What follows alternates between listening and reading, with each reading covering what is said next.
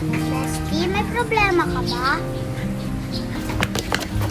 Uy, si Nerdy Girl, senti na naman. Uy, ano nangyari kay Kylie? Ba't ganyan siya pumorma?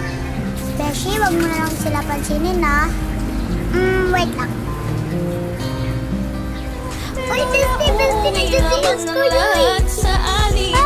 Alam mo naman na love kita. Ay! Uy, lalaki tayo! Ay! Bestie, nandito si Iskoy! Uy, ano pa ginagawa mo dyan, Bestie? Tumayo ka nga! Aray ko, napalakas kasi yung tulak mo eh. Bestie, okay ka lang? Bestie, ikaw ba yan? Bestie, iwanan ko muna kayo ni Iskoy ah. Bye! May maiinggit na naman dyan. Kylie, ano nangyari sa'yo? Bakit ka nakiba ng style? Wala lang. Inaasar ka ba nila?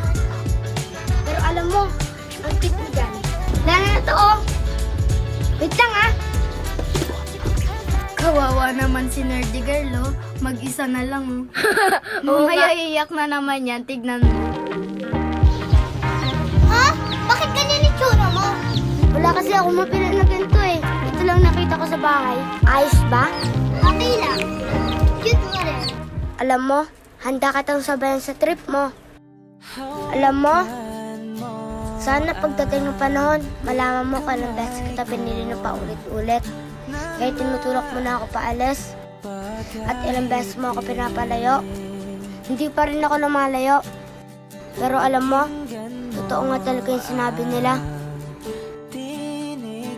Na hindi lahat ng gusto mo ay makukuha mo. Kasi one thing na natutunan ko, kahit anong gawin mo,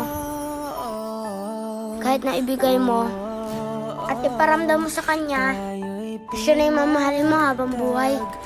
Pero kung hindi na talaga ikaw yung gusto, bali wala lang sa kanya lahat yun. Iskoy, sorry kung nasaktan kita.